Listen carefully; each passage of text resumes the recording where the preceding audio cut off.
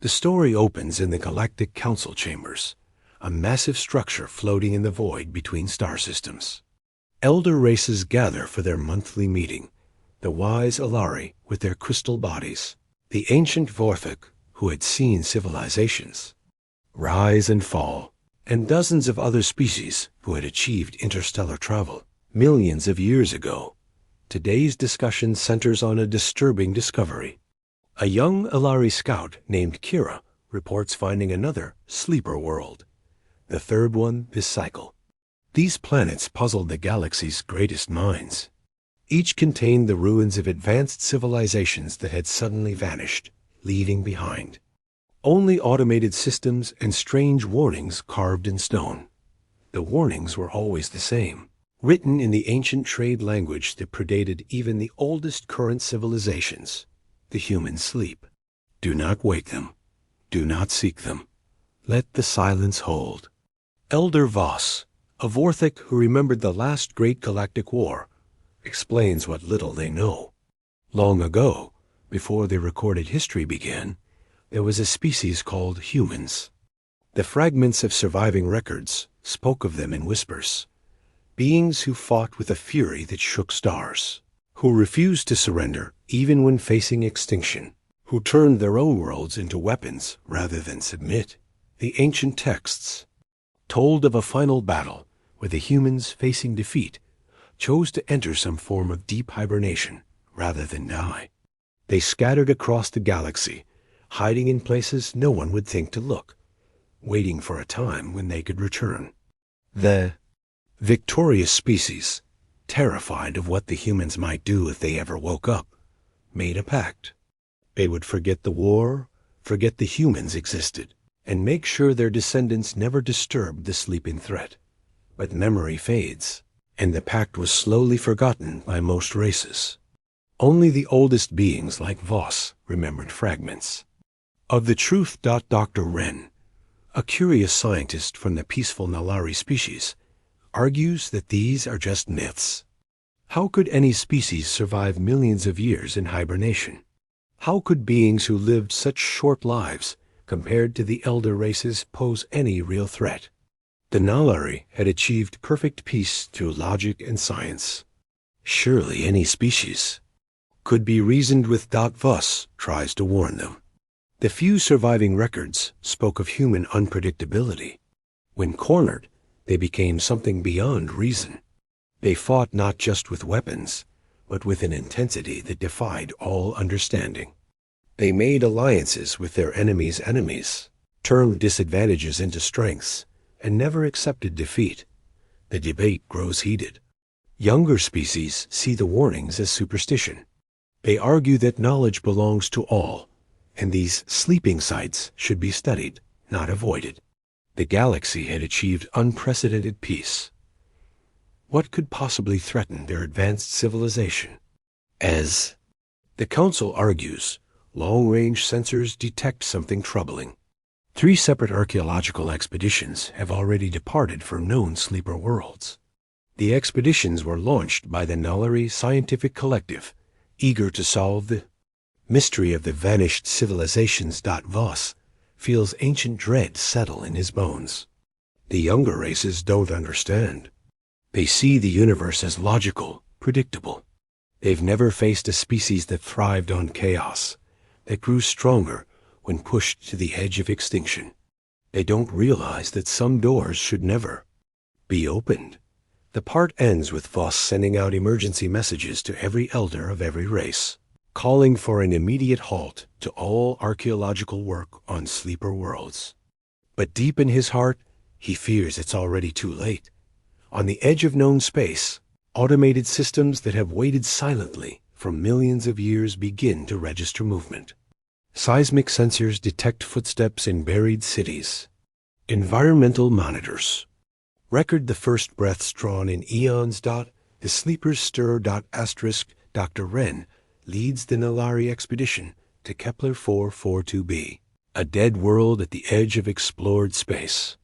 The planet's surface shows signs of ancient civilization, smooth metal structures that have withstood millions of years, power sources that still function despite their impossible age. and the ever-present warning stones written in the old language. Nalari team includes Dr. Maya, a xenobiologist, and Dr. Tom, a technology specialist. They approach the mission with scientific excitement, dismissing Elder Voss's warnings as primitive superstition. Their advanced scanners detect vast underground complexes beneath the planet's surface. As they descend into the depths, they find something unprecedented. The entire underground city appears to be a massive hibernation facility. Thousands of cylindrical chambers line endless corridors, each one containing a perfectly preserved being in suspended animation. The technology keeping them alive is beyond anything the galaxy has ever seen. Dr. Maya examines one of the sleepers through the chamber's transparent surface.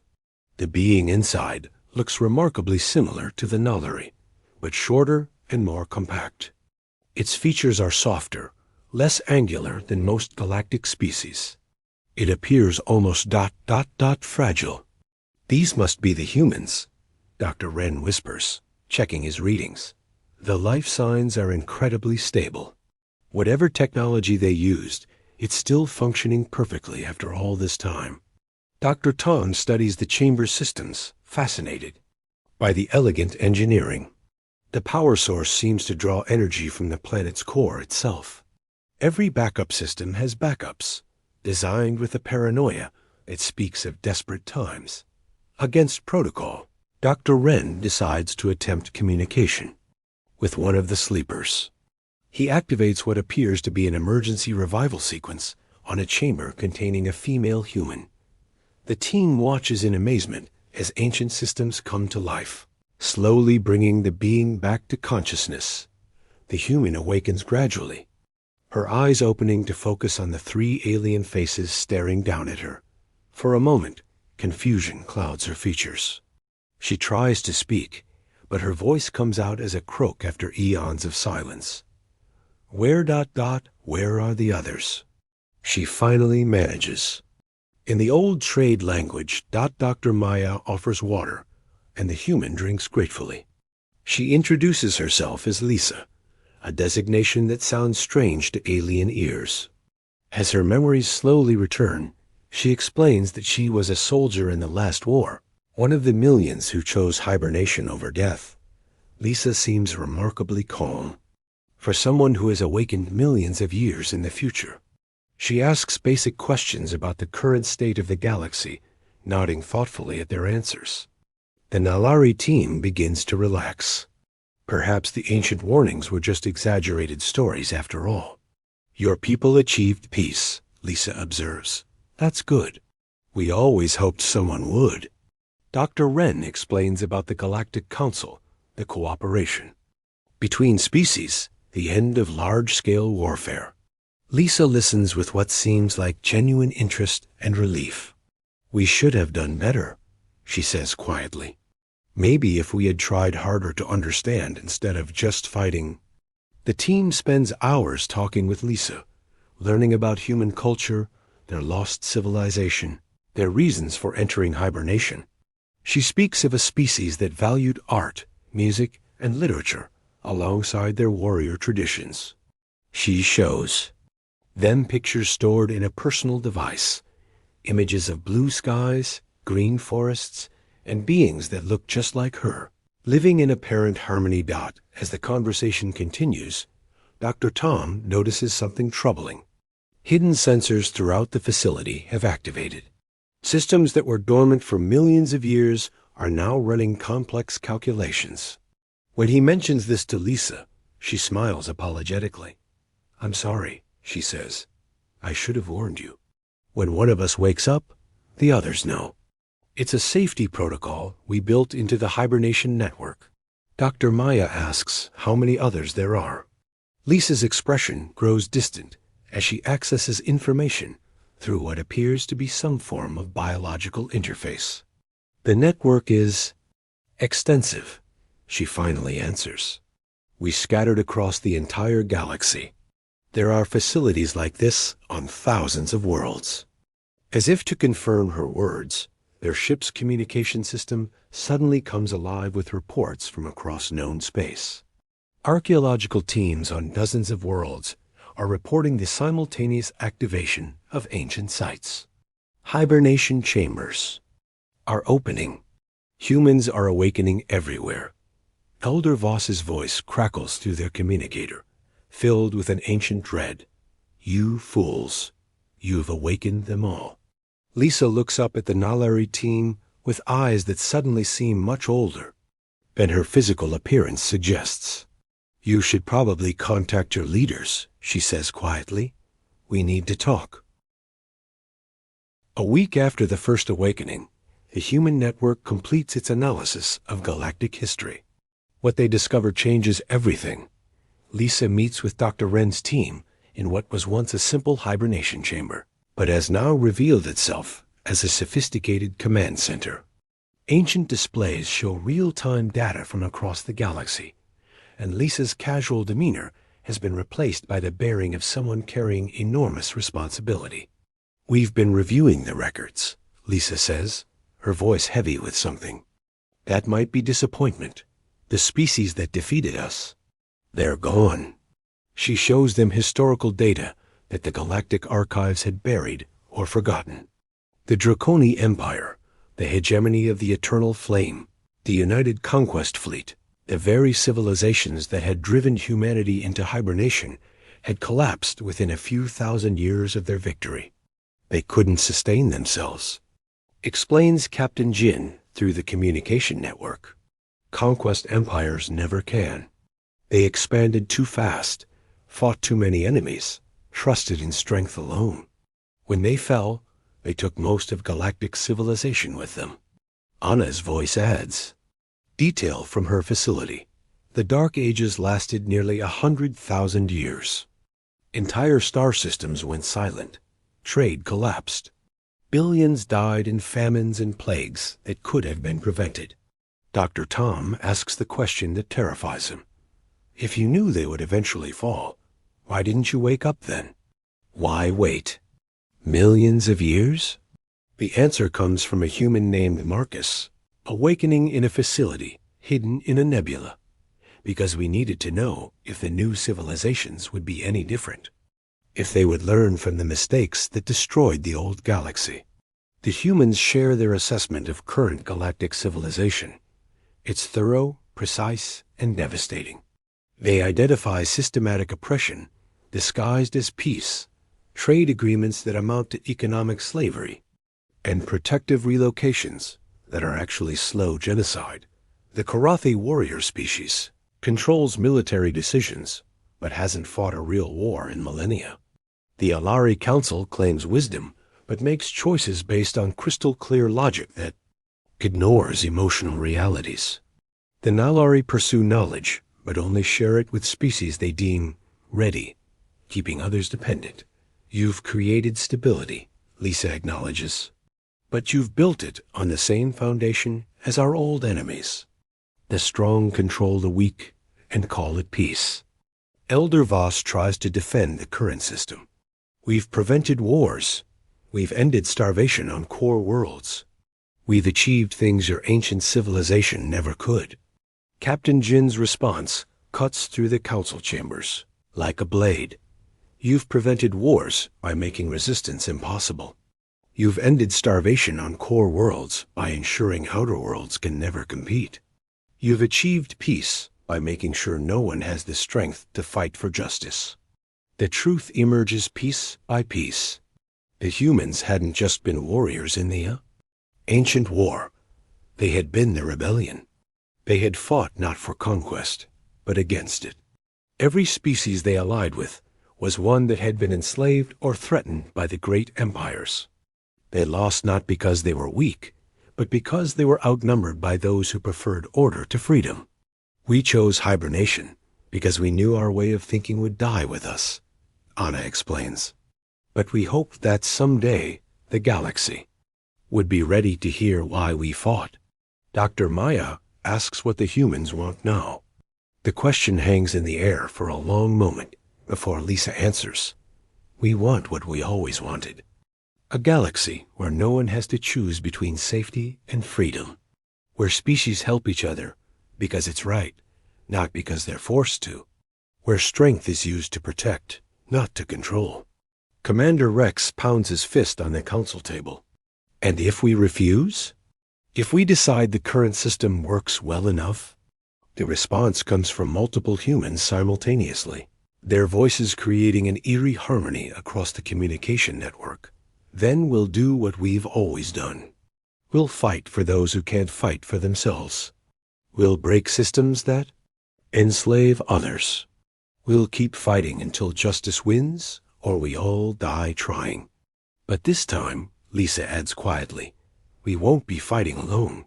She shows them something that makes the Council's blood run cold: transmission logs, proving that oppressed species across the galaxy have been secretly communicating with awakening human facilities. The Outer Rim worlds, the forced labor colonies, the protected species living under alien oversight, they've all been watching, waiting, hoping. The humans haven't just awakened as individuals, or even as a species. They've awakened as the center of a galaxy-wide resistance movement that's been building for millions of years. 3 months after the first awakening, the galaxy stands at the edge of revolution or evolution. The Galactic Council chambers have become a negotiation ground between the established order and forces of change they never saw coming.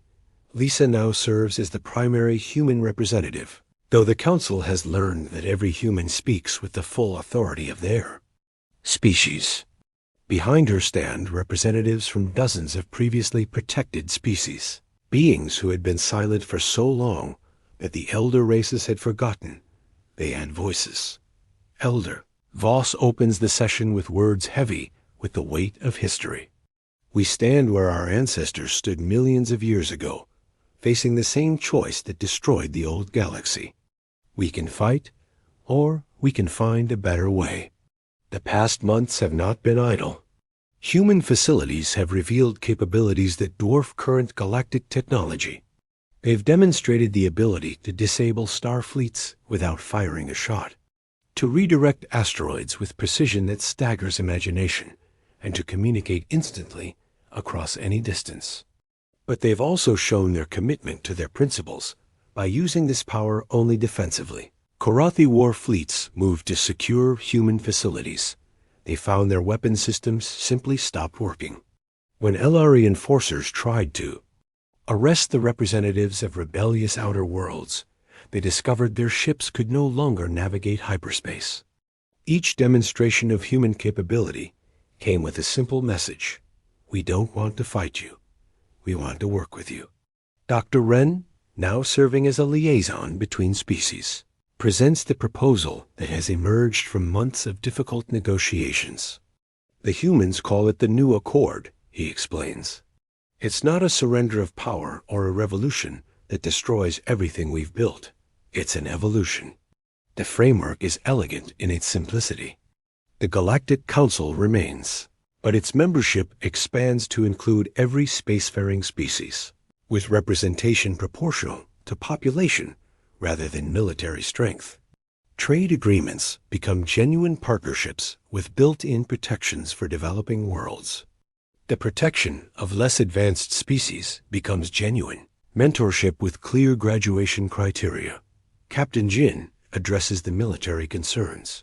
The Korathi remain the galaxy's primary peacekeepers, but they serve the New Accord, not the old. Hierarchy. Your warrior traditions are honored, but they serve justice, not just order. Anna speaks to the Alari's fear of losing their advisory role. Your wisdom is still needed, perhaps more than ever. But wisdom serves best when it guides rather than commands. Help others learn rather than deciding what they're allowed to know. The most difficult conversations center on the outer worlds and oppressed species. Generations of forced labor, resource extraction, and cultural suppression cannot be undone overnight. The New Accord establishes truth commissions, reparations programs, and gradual transitions to self-governance. Commander Rex voices the fear many feel. This dismantles everything. That's kept the galaxy stable for millions of years. What if it fails? What if we return to the chaos of the ancient wars? Lisa's response carries the weight of hard-earned wisdom. The old system was already failing. You just couldn't see it because the suffering was hidden on distant worlds. Peace built on oppression always collapses eventually. The question isn't whether change is coming. It's whether we guide that change or let it destroy us. Dr. Maya asks the question that haunts many. What happens to the humans now? Do you return to hibernation? Do you claim worlds of your own? The answer surprises everyone. We stay awake, Lisa says simply. We integrate with the galaxy as one, species among many. Some of us will serve on councils. Others will teach. Others will explore. We'll do what we've always done. Live alongside others and help when help is needed. Marcus adds from his distant facility. The network remains active, but not as a weapon or a threat. It serves as the galaxy's early warning system against tyranny. If oppression begins to rise again, if some species decides to rebuild the old empires, we'll know, and we'll act. The final vote comes after days of debate. Species after species chooses evolution over stagnation, hope over fear. The new accord passes not unanimously. Some elder races abstain, clinging to old ways, but with overwhelming support from the galaxy's combined population dot as the session ends. Elder Voss approaches. Lisa privately. The ancient warnings were right, he admits. We should never have awakened you, but not for the reasons we thought. Lisa smiles, and for the first time since her awakening, she looks completely at peace. The warnings were meant to protect your old galaxy, but that galaxy was already dying. Now we build something better together. Outside the council chambers, ships from 1,000 worlds prepare to carry the news home. The galaxy has awakened from its own long sleep, ready to discover what peace really means when it's built on justice instead of strength. The humans are no longer sleeping, but more importantly, neither is anyone else. Asterisk.